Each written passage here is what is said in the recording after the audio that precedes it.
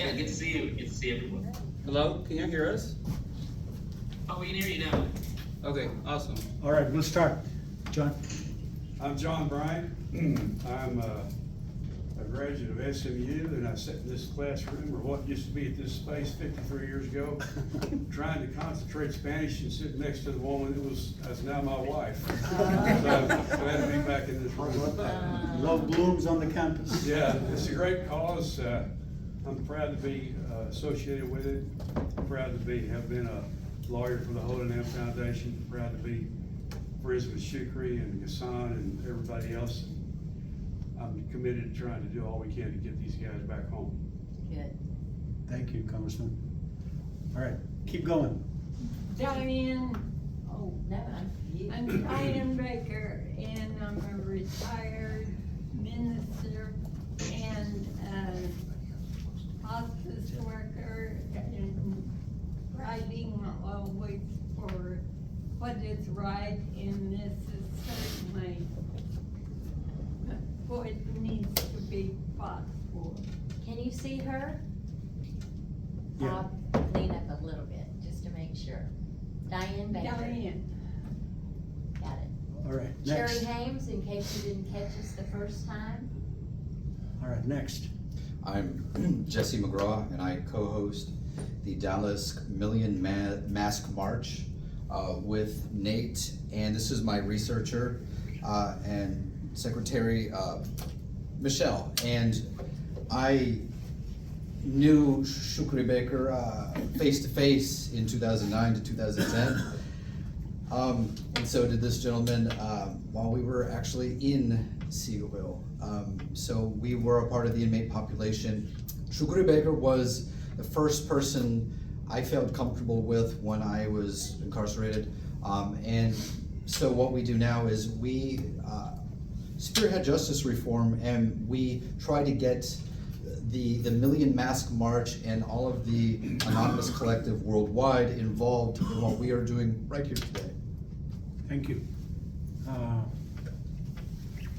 Hello everybody, I'm Ranzaveda, a long-time friend of Shukri, Hassan and Mufid. I had the honor and the pleasure to be a volunteer with HLF. I knew those brothers firsthand. They'd done nothing wrong. That's right. Except helping the needy and the destitute, and we need to get them home. I am sick and tired of visiting them in prison. Right. I want them to come home That's so right. we can have a nice barbecue. All right. Marwa? Assalamu alaikum everyone. My name is Marwa. My friend Nida here invited me. I'm a local attorney. Thank you, Marwa. Hi everyone, my name is Nida. I'm a part of the Students for Justice in Palestine at UT Dallas, and I'm excited to be here. Thank you, Nida. Hi, I'm the other Nida. I'm Shukri's daughter. Just want to say thank you for everyone for being here. You could have been doing anything else, but I've known her for such a long time. I wish I could give you a hug right now, but we'll do that at the end. But yeah, thank you everyone for coming out here today. It means so much, and my dad is super excited and super thankful for you guys and for everything that you do. All right, I'm Hadi Jawad. I'm a human rights activist. I work with Dr. Halpern as much as I can on many issues, and this is a very, very important issue to both of us as it is to you. And Nick? Oh, I'm Nick. I'm Hadi's my mentor, so he tries to take me everywhere. But Hadi, we have 7 people online. All right, good. That need to all right. introduce themselves. All right. Can you all hear us? Yes, right? Yes. Hi. Can you all introduce yourselves, please? Sure. My name is Imad Salem, and I'm monitor in Euless, Texas. Thank you, Imad. Thank you. This is John Klein. I was Ghassan's lawyer at his 2 trials, one of his lawyers. And I also worked with John Bryant on the clemency petitions that were submitted in 2016. Thank you, Counselor. This is Thomas Cox. I got to start writing to Ghassan because I met his daughter Noor in New York, And recently I've started writing to Shukri. And I am board member of Brooklyn for Peace. I'm the chair of the Israel-Palestine Committee on Brooklyn for Peace. And I just heard, I had Tamimi this morning. Before I heard her, I was calling myself a Palestinian rights activist, but she's asking people to call themselves Palestinian freedom fighters. So maybe we ought to consider that. I think it's appropriate for where we have to go from here. All right, thank you. Next. Hi everyone, my name is Daniel. I'm an organizer with Within Our Lifetime, which is a Palestinian-led organization based in New York City. I had the honor of meeting Nidat over the summer at the Coalition for Civil Freedoms conference, and she and Nadine from Within Our Lifetime told me about this meeting today. So I'm very honored to be here, and I look forward to the discussion and hope to get on camera later.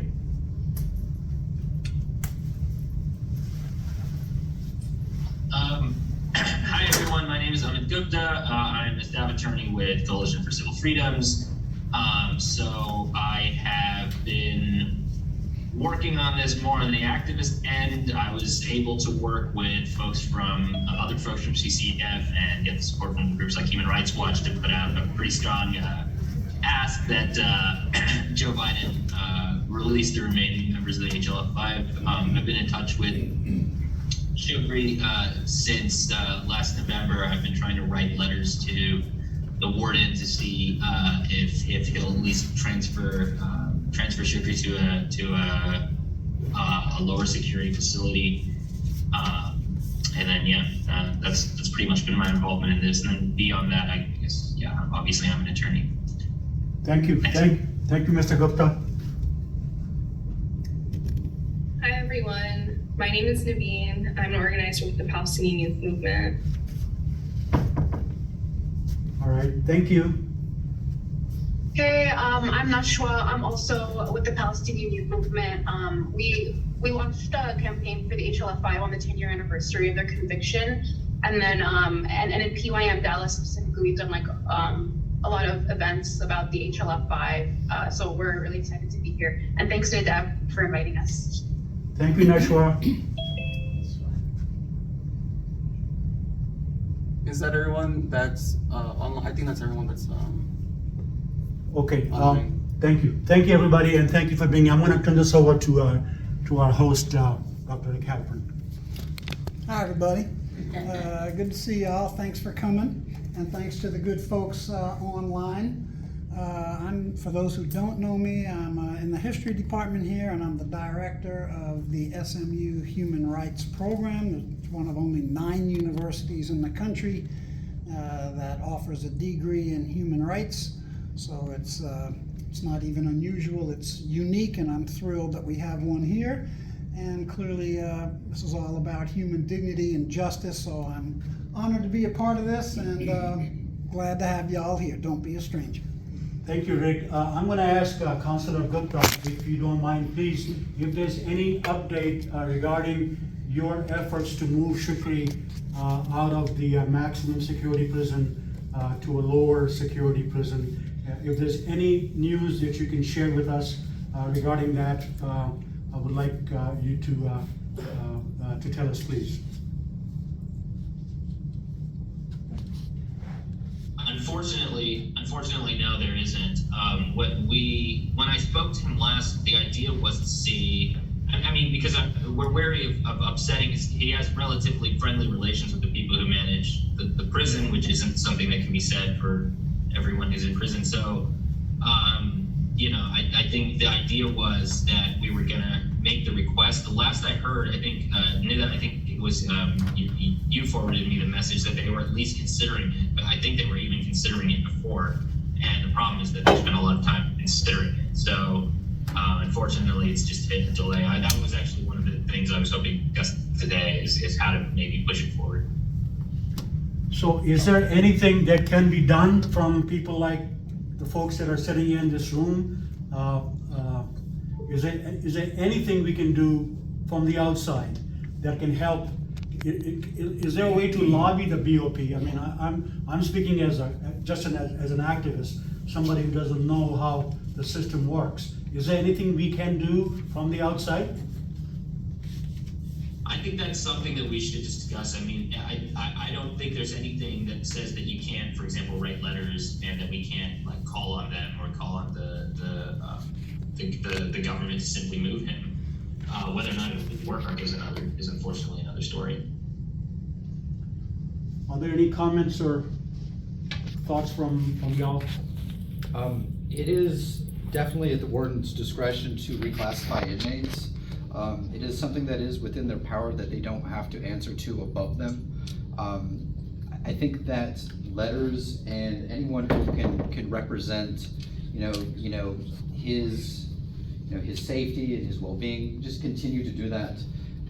But also, it does take the right pressure from the right organizations to do so. For example, for Jewish inmates, they have a very powerful rabbi who is able to pretty much pull any string, and I cannot remember his name, but it's besides the point. With the right type of advocacy that is persistent, they do have that authority, and they do use that authority in a very abusive way usually, but in his case, it's really up to, it is the warden's discretion. It is something that can be done, so please continue to do so. Diane, did you want to say something? I have a question, and that is, the last time I was there, I was kicked out with you, Hadi. And so anyway, are there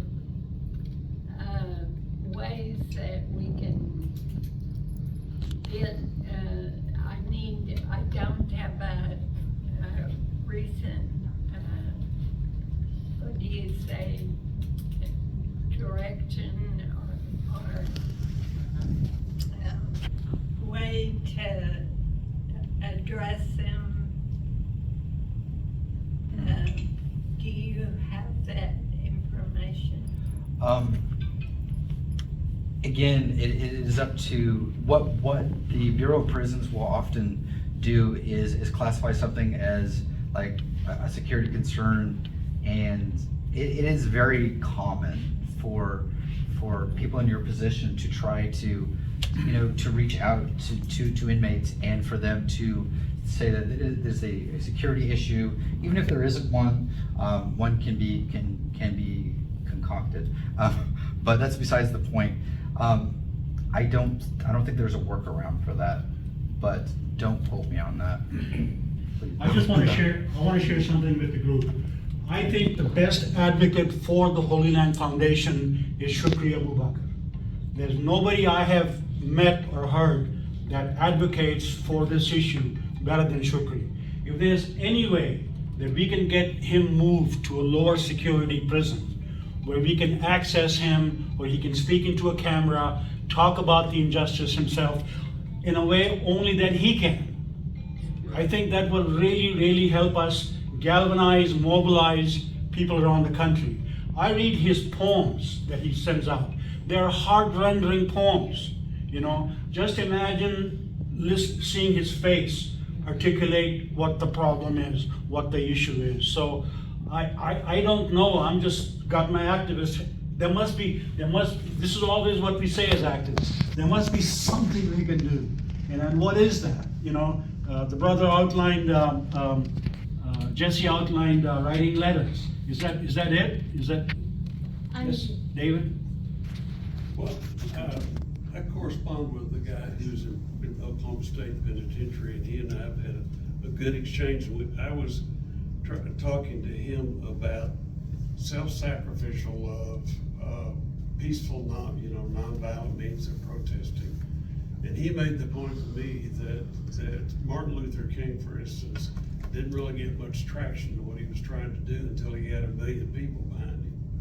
And I think if you're going to move this, you're going to have to get, so I would see trying to do some sort of PR campaign. I don't know if you could get someone who is skilled in those areas who could begin to put out the facts, you know, some of the injustices that have been, you know, that have been done, the ridiculous sentencing that was done, the fact of the Israeli witness that could not be identified, it could not be cross-examined, the fact that they were giving aid to these, what are these, GOTS, that USAID was doing. I mean, those facts seem to me speak for themselves, and if you can get that in front of enough eyeballs, you might be able to move this in a direction that we want it to go. What do y'all think about that, what Gary just said? This is exactly that was the goal for us last year for the Million Mask March. Everywhere around the world, the members of that activist community, Anonymous, if you've seen this, we get together and we protest. We protest on the streets, and unfortunately, we didn't get involved in a timely manner, but we did do that, but it didn't have an impact, only because we didn't have a lot of time to organize, but that is the way to do it. And to maximize our approach, we're planning on going to local colleges to reach out to the activist communities on college campuses as well, just to put it together. And to touch on what you were saying earlier, the first thing that has to be done in the system is that Shukri Baker's public safety factor first has to be removed. The warden has the authority to do that.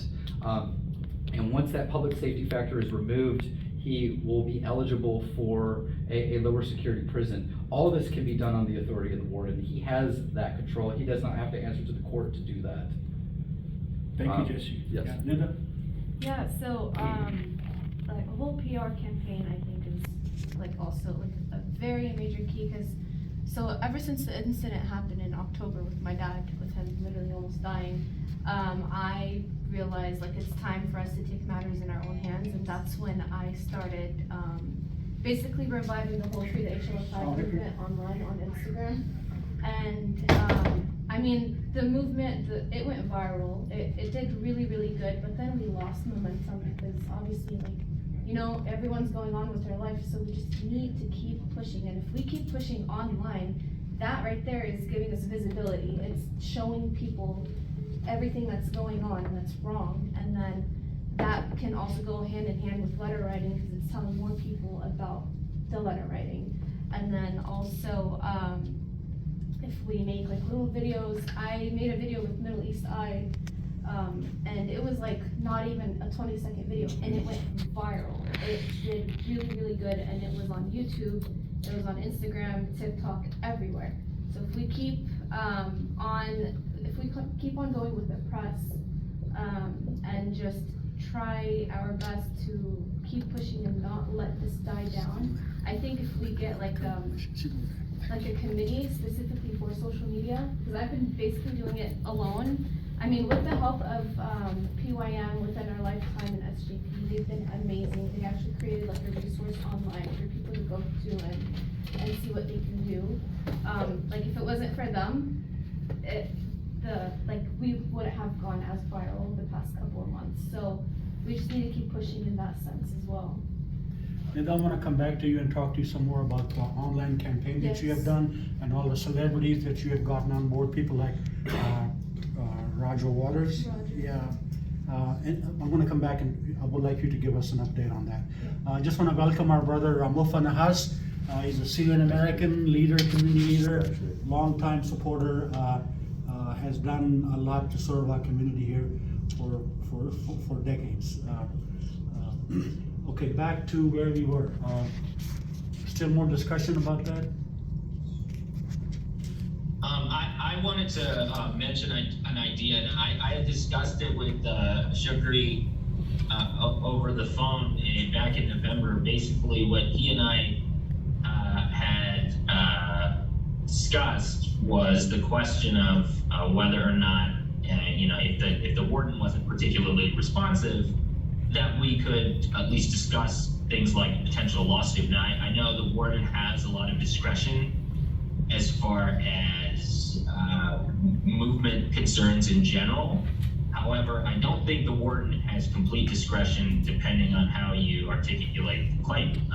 For example, if the warden knows in advance that there's a serious medical illness or a serious medical vulnerability that the warden can't protect an inmate from, then at that point, and if assuming it is in his discretion to move the person and he simply chooses not to, that could potentially be, a serious problem. And so, I think if we start doing it from that angle, like sending letters to the warden saying, look, if we don't hear soon from you about what's going to happen in terms of dealing with this medical situation, we might have to move forward towards a lawsuit. Knowing how prison litigation works, I don't think we would win, but it might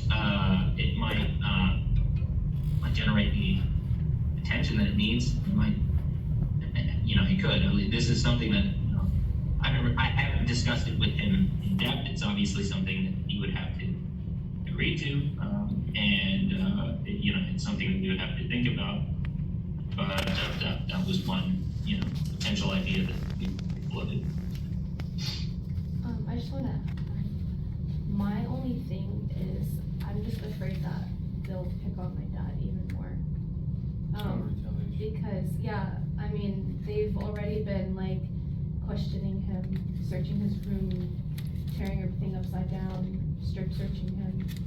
It's just been, it's been really hard. They've been they've been trying to break his soul literally, harder and harder, like every time. So that's the only thing I'm afraid of, like that they try even harder. So I don't know, it doesn't hurt to keep trying, but at the same time, it kind of does hurt my dad. That's the only thing I'm afraid of. But I am all for trying everything. I don't know what everyone else thinks. Congressman, could you summarize what we just discussed? Well, it's on the board here for us to review, but I'm in agreement with the last comment. I don't want to make Shukri's life more difficult, and I have not looked at the law in this area, but I would think the prospects of winning this lawsuit are pretty limited because the Justice Department and the Bureau of Prisons has the discretion to determine who is a flight risk and who is potential danger to the rest of the population of the prison. So I'd be very surprised if that would succeed. But I'll defer to the other lawyers on the line here who may know more about it than I do. I think the most important thing probably is from the people contacting the